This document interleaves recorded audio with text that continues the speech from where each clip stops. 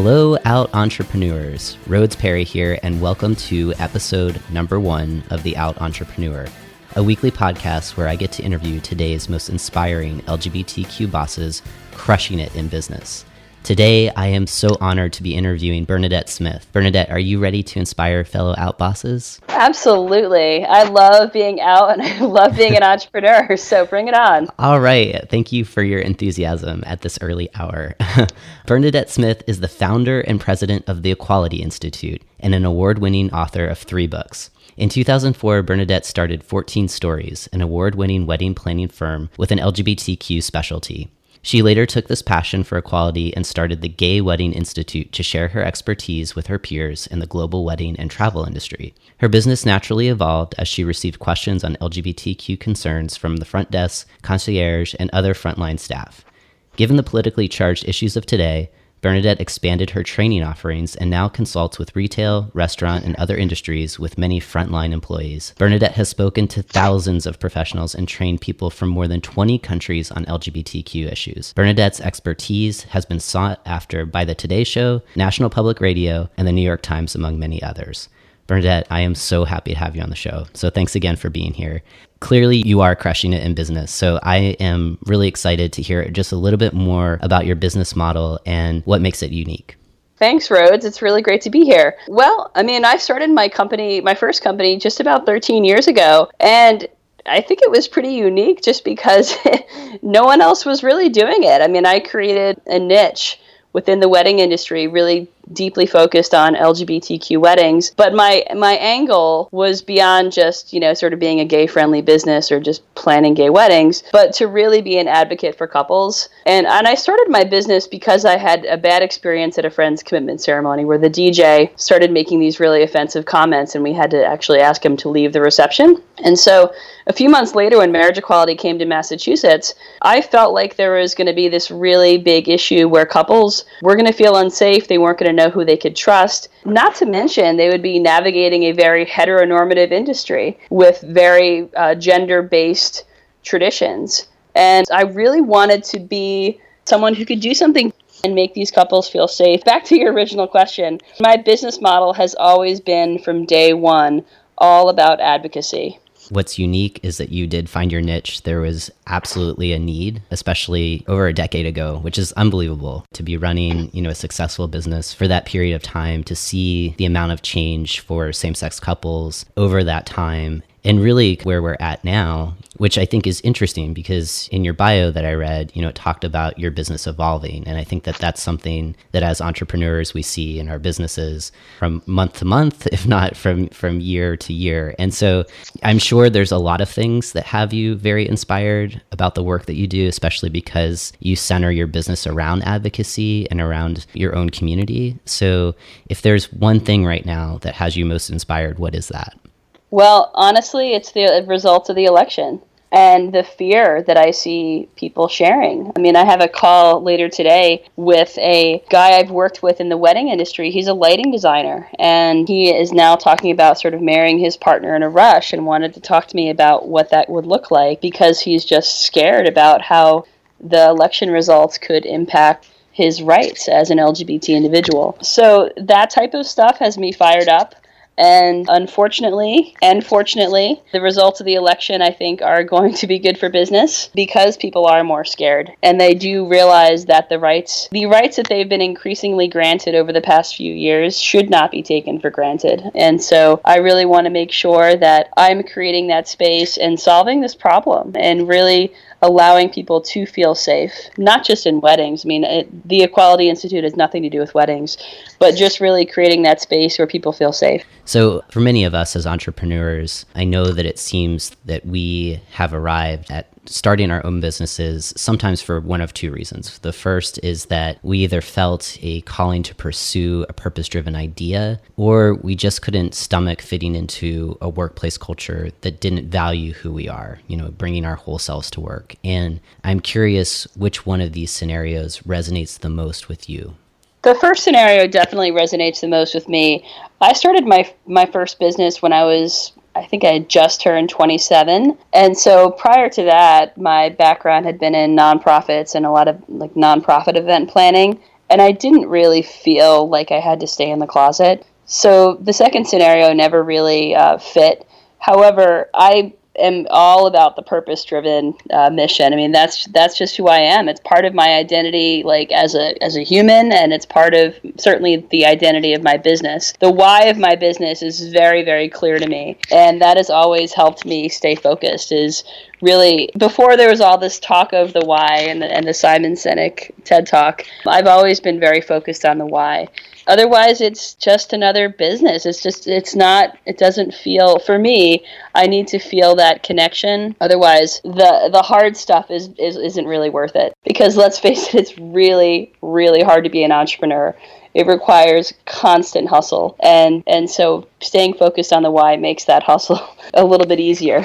Absolutely. And just to shift a little bit, to hone in on workplace culture, it's clear your business is purpose-driven, it's serving your community, it's filling a gap. When you think about how you operate your business on a day-to-day basis, and I think this is especially important for folks that I work with, when really focusing on the value of culture and making sure that all staff, the people that we work with, our contractors, the clients that we select, that aligns with our culture and our values. And so I'm just curious, what's one thing that you do in your business to create a more inclusive environment for LGBTQ people and others who often feel excluded by employers or just feel that they have to cover certain aspects of their self when they show up to their workplace? Sure. So I am a solopreneur, and I've always been a solopreneur. I've had contractors, and I still have contractors, but I've never sort of had a big team of people. However, as a wedding planner, my team of people was the wedding professionals that I referred to. So I was sort of the leader of the team of photographers and video and caterers and venue and all that. So certainly making sure that they were completely on board and having conversations with them about their inclusivity was really important. In my role with Equality Institute and with Gay Wedding Institute, what I've really focused on is preaching to the converted, because I am not, first of all, I'm not a debater. I don't like to argue. It's not my way. It makes me uncomfortable. And so I would much rather preach to the converted, preach to the companies that already have inclusive HR policies, that already have a high score on the Human Rights Campaign Corporate Equality Index, because they're already doing so many of the right things. And it's about sort of filling in the gaps related to their frontline employees. I'm not about to go out there and start changing, Chick-fil-A. Like that's just not where my skill set is. It's not how I think it's not what I think is a good use of my time, and certainly isn't really living my values. In focusing on identity. Yeah, I mean, I remember when I came out in college, and everyone was finding their way, whether they were part of the LGBTQ community or not. And when I came out in college and I met some people in the Alliance at school, I felt like I was kind of handed a culture. Okay, here's the, Ani DeFranco tape, CD, and here's the Indigo Girls, and here's some books to read, and welcome to your culture.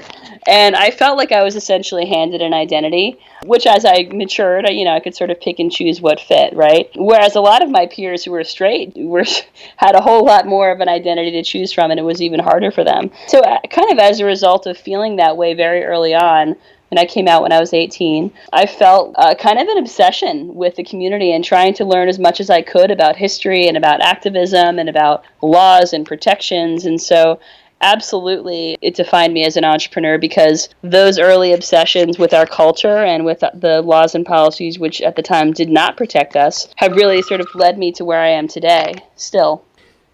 You had mentioned that you started your business at the age of 27. Take us back to perhaps maybe when you first started your business, or even maybe this happened this year, kind of identifying this most difficult time for you to be an out boss. You had described just recently the election results, thinking about political climate in the past, whether that's been positive or negative. Just think about this kind of moment in time where you were most challenged with bringing your authentic self to work. This could be because you were afraid of losing a client, or perhaps you felt unsafe in certain situations. And so I think it's important to share this moment, because many of us can identify with feeling frightened or feeling scared or just worried about business and keeping the lights on. So during this specific time, what was going on for you and how did it impact your business? Rhodes, it's kind of a personal and a business story, actually. A few years ago, a few different things happened at once. First of all, we had the incredible news that marriage equality was the law of the land a year and a half ago. And it was incredible news because couples could stay home in their states of Texas and North Carolina and Georgia and everywhere they lived, and they could get legally married there. However, my wedding planning company had built a large business on destination weddings to places like New York and Boston and Provincetown, Massachusetts, places that had legal marriage for same-sex couples long before the rest of the country. And so all of that business that I had built from couples traveling to get married completely fell off a cliff. And so I lost about $80,000 in sales in that time frame post-marriage equality. So that was a bit of a crisis for me. And around the same time, I went through a divorce. So it was a really tough time in my personal life. And not only did I go through a divorce, but I moved from New York to Chicago. And so I had to kind of uproot my life. I wasn't really able to be on the ground in New York regularly interacting with couples and interacting with the wedding industry. So that part of my business really started to shift a lot. All this to say that my business took a really big right turn when marriage equality happened and when I went through a divorce. And I'm still sort of recovering from it a year and a half later. So that was sort of the biggest thing for me. You know, being an out entrepreneur, the challenge of it was that my particular industry and my particular niche was starting to become so homogenized that being an out entrepreneur didn't really mean as much anymore. And so it was a challenge for me to stay relevant and to stay meaningful. And so that's one of the reasons I have shifted my business so much in the past couple of years. Right. That's a great example of the evolution that our businesses inevitably take, sometimes because of internal factors. In this case, there were a lot of external factors that were shaping where you wanted to take it. I really thank you for sharing both a professional and personal story that's hard. And I think that that's really helpful to be vulnerable and to share this with other LGBT folks thinking about their own businesses and how to stay competitive and relevant as things continue to change for all of us. So it's not always doom and gloom when we run our businesses. And so I want to also show the flip side of being authentic in our businesses and being out. And so I'm hoping that you could share another moment where you've successfully leveraged your LGBT identity being out in your business and how that's allowed you to grow. So if you could tell us a little bit about what was taking place during this time and how it did benefit your business, that would be really helpful. Well, on the flip side is that as marriage equality sort of swept the land, there were more people, and whether they themselves were solopreneurs or larger companies like hotels and catering companies, they wanted to do the best that they could to support couples, and they often didn't have the skills, and so they were coming to me for training. And that also really helped with the growth of the Gay Wedding Institute and now the Equality Institute. So sort of the flip side is, you know, I was increasingly being seen as an expert within the wedding industry and beyond because of all that I had done with couples. I mean, I've planned hundreds of same-sex weddings. The Gay Wedding Institute's about 6 years old, and I've spoken so many conferences and so many events, and all of that is because I am out, and I am an expert, and I am valued, and I am an advocate, and I collect my own data, and I've written books, and all of that stuff has been based on my experience and with couples, with my own business, and because I am out. And none of it would have been possible. I would not have been taken as seriously if I wasn't. And I want to thank you for all of the contributions that you've given through your expertise and your books. That absolutely helps so many advocates who are out in the world trying to make things better. And that's part of my background coming to this work as being an advocate. And the lack of research and data sometimes makes it difficult. So thank you for tracking as much as you can and sharing all that you do to help open more hearts and minds. If you could hone in on one thing that you want our listeners to take away from these ups and downs, what would it be, and how could that help them bring their whole selves to work? Well, I think it's really important to stay focused on your why and stay focused on your purpose. And I think it's also really important to figure out some mindset tools for yourself. So whatever that happens to be for yourself. And this year I've particularly spent a lot of time on this, but I've become pretty obsessed with things like meditation and spirituality and finding more balance in my life and figuring out all the pieces that can create balance this year. And I really think there are a lot of tools at our disposal that can really positively impact our work and our life. And so I think that those types of things are worth exploring, whatever fits for you as an entrepreneur. So one additional question before we take a break is I want to focus in on what's one way that your company gives back to LGBTQ communities. Obviously, in the services that you provide, you're giving a ton of value, though I'm interested in also hearing ways that either you give back through charitable giving or volunteering, or going back to what we were talking about on culture and looking at hiring or contracting other LGBTQ talent. Yeah, that's really been a very strong core of my company since day one. So we started out by having a policy that on every full planning couple's first anniversary, we would make a donation to an LGBTQ charity. So we've supported, and usually it's the charity of that couple's choice. So we've supported organizations like HRC and Lambda Legal and Green Chimneys and Family Equality Council and Point Foundation and a number of other charities as well, or nonprofit organizations. I personally used to volunteer when I lived in New York with the Family Equality Council very regularly, and I'm actually looking for some opportunities here in Chicago. I've finally come out of hibernation, and I'm looking for some opportunities to get involved in the community here in Chicago. So it's really important to me. It's kind of just one of my core values. Bernadette, thank you so much for sharing all of these powerful insights. We're going to take a quick sponsorship break, but please don't go anywhere because when we return, we are going to jump into some additional questions in our bonus round. HR and diversity professionals, are you struggling with engaging LGBTQ talent? Do you stay awake at night worrying about limiting litigation risks? Have you considered seeking support around these concerns, but just aren't sure where to turn? Look no further. Rhodes Perry Consulting offers you solutions with the Engaging LGBTQ Talent A to Z certification. This proven 4-week mentorship program delivers skills, offers support, and connects you with other professionals committed to transforming themselves and their workplaces. Learn more about this cutting-edge program by visiting rhodesperry.com and use the promo code RPC for a 10% discount. Take action and visit rhodesperry.com. Welcome back, Outbosses. We are now going into our bonus round, and we're going to have a chance to get to know Bernadette just a little bit better, gain some additional insights on how to bring our authentic selves to work, and then we'll learn one way to stay in touch with Bernadette after the interview. So, Bernadette, are you ready for the bonus round?